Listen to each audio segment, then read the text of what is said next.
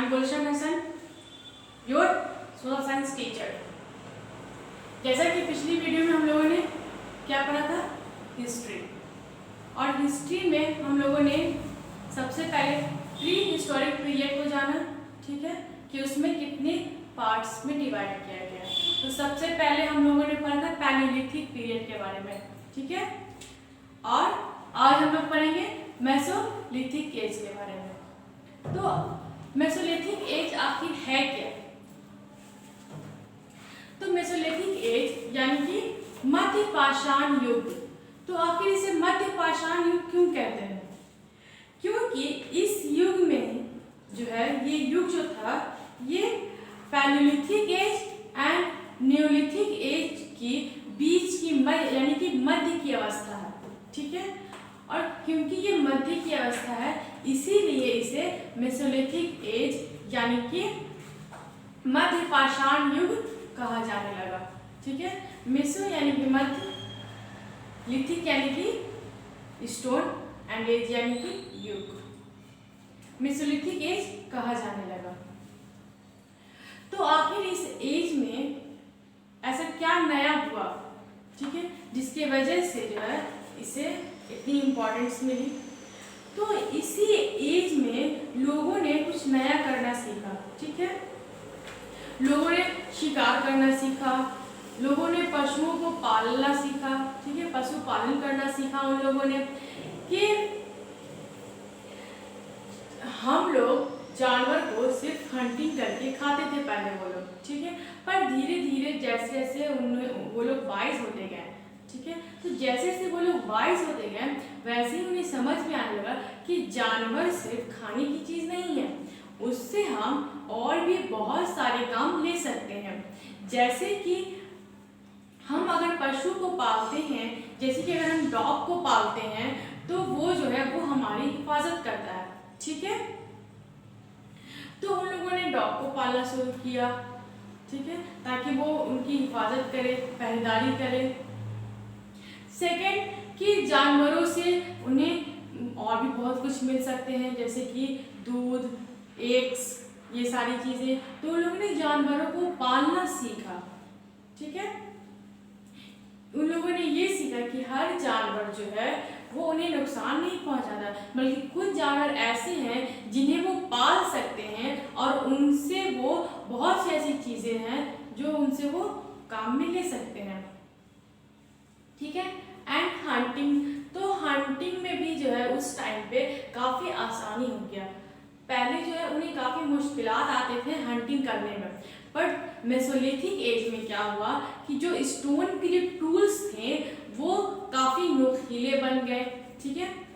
उन लोगों ने स्टोन टूल्स को काफ़ी नोकीला बनाया, जिसकी वजह से उन्हें हंटिंग करने में आसानी होने लगी, ठीक है। तो आखिर ये मेसोलिथिक एज में ये सारी चीज़ें मिली, ये हमें कैसे पता चली?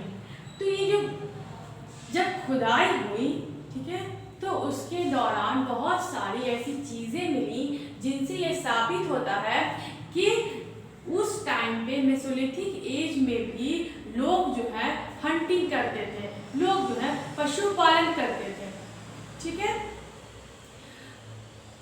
तो सबसे पहले हम लोग जानेंगे कि आखिर किन किन जगहों पर इनके अवशेष पाए गए थे, ठीक है। तो आइए जानते हैं मेसोलिथिक एज साइट्स के बारे में, ठीक है, यानी कि मध्य पाषाण युग के स्थल के बारे में आज हम लोग पहले पढ़ेंगे। तो भारत में ऐसे कई जगह हैं जहाँ की मेसोलिथिक एज के साइट्स पाए गए हैं, उनकी जो अवशेष हैं वो डिस्कवर किए गए। मध्य प्रदेश, ठीक है, मध्य प्रदेश में भी ऐसे कई जगह हैं, बहुत सारे, जहाँ के इनके अवशेष जो हैं वो पाए गए हैं। तो वो कौन सी जगह है, ये पहले हम लोग जानेंगे। आदमगढ़, आदमगढ़ जो है वो होशंगाबाद के पास है, ठीक है। भीमबेटका जो कि भोपाल के पास है, एंड बोधोर जो कि सिद्धि के पास है। एंड राजस्थान, ठीक है, राजस्थान के भीलवाड़ा के पास बगोर में इनके अवशेष पाए गए हैं। एंड उत्तर प्रदेश में भी ठीक है, 2 जगह हैं जहाँ पे इनके अवशेष पाए गए हैं। मेजा तहसील के पास महादहा में इनके अवशेष पाए गए हैं एंड प्रतापगढ़ के सराय नहर राय में इनके अवशेष पाए गए हैं एंड बिहार में भी मुंगेर के पास एक पायसरा जो है वहाँ पे भी उनके अवशेष उस जगह पर पाए गए हैं।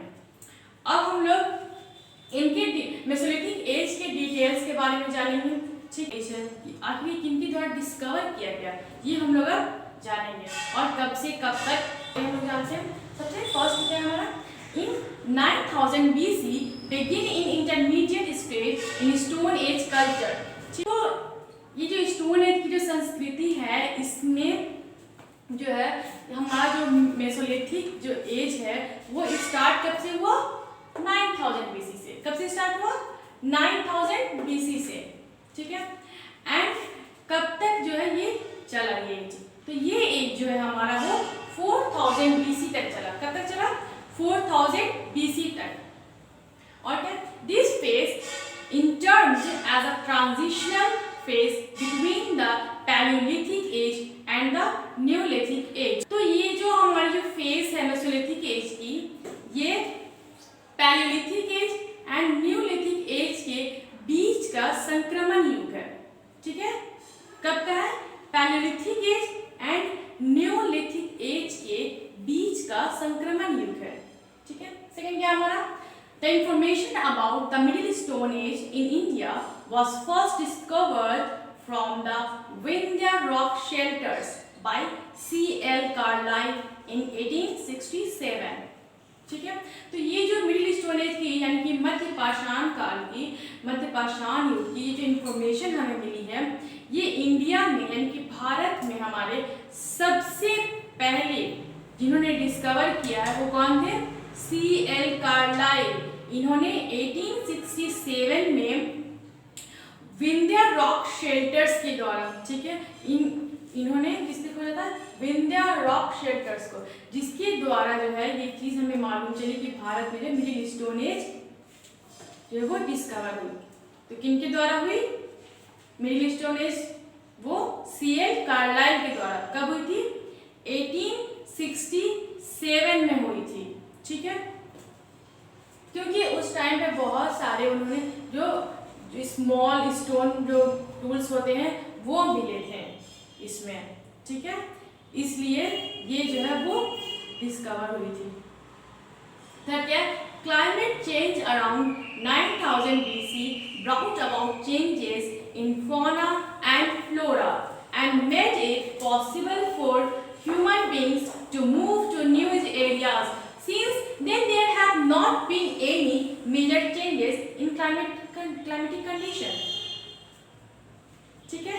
तो मेसोलिथिक एज में क्या हुआ था कि उस टाइम की जो क्लाइमेट थी जो वो चेंज होने लगी थी। जैसे कि मैंने पहले आप लोगों को पिछली वीडियो में बताया कि जो हमारी जो क्लाइमेट थी वो क्या थी बहुत ज़्यादा ठंड थी, ठीक है। तो 9000 BC में क्या स्टार्ट हुआ कि जो क्लाइमेट है वो चेंज होने लगी यानी कि थोड़ी गर्म होने लगी, जिसकी वजह से जो पेड़ पौधे थे जानवर थे उनमें जो काफ़ी बदलाव आया, ठीक है। एक काफ़ी बहुत बड़ा बदलाव आया जिसके कारण से ह्यूमन बींग्स जो थे जो उस टाइम के जो आदमी थे उन्हें एक जगह से दूसरी जगह जाने में आसानी होने लगी, ठीक है। ये बहुत बड़ा बदलाव हुआ था मेसोलिथिक एज में हमारे, और अभी तक उस टाइप का उतना बड़ा बदलाव जो है वो क्लाइमेटिक कंडीशन में अभी तक नहीं आया है।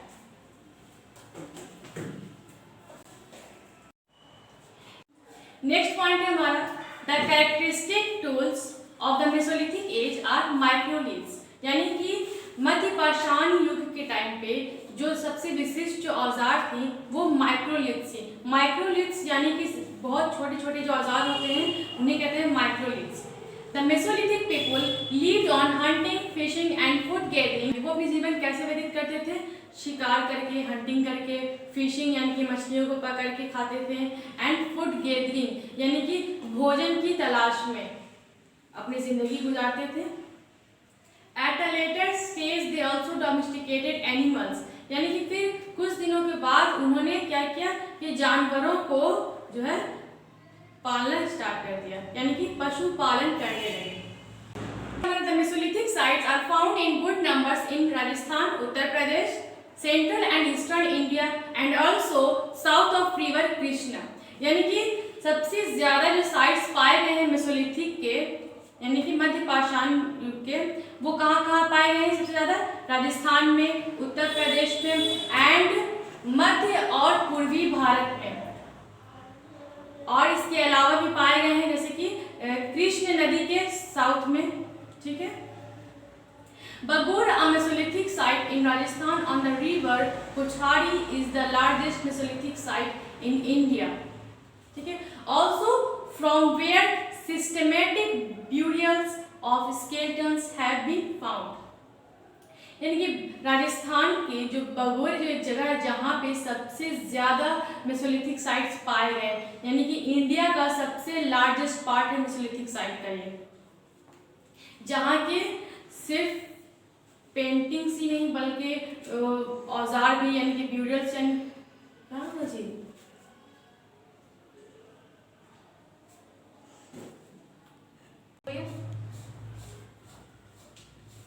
नेक्स्ट हमारा The Mesolithic sites are found in good numbers in Rajasthan, Uttar Pradesh, Central and Eastern India and also south of river Krishna।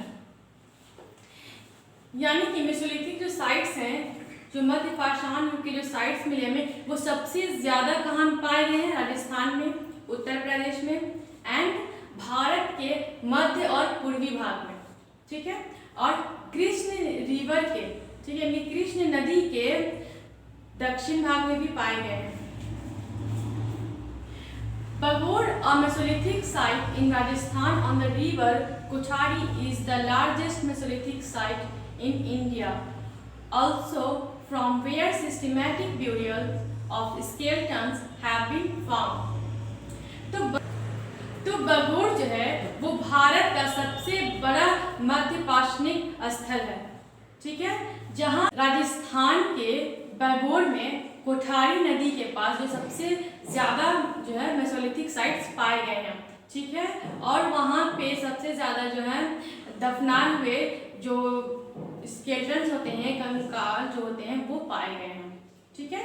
Next है हमारा Azamgarh in Madhya Pradesh and Bagor in Rajasthan provide the earliest evidence for the domestication of animals around 5000 BC। The cultivation of plants was possibly around 7000 to 6000 BC।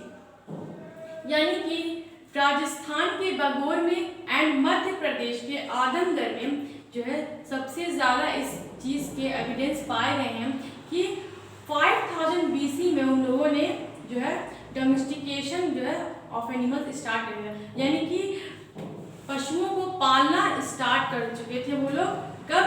5000 BC में। ठीक है। और सबसे पहले जो है डॉग को डोमेस्टिक एनिमल्स बनाया गया था ताकि वो उनकी हिफाजत कर सके, रखवाली कर सके।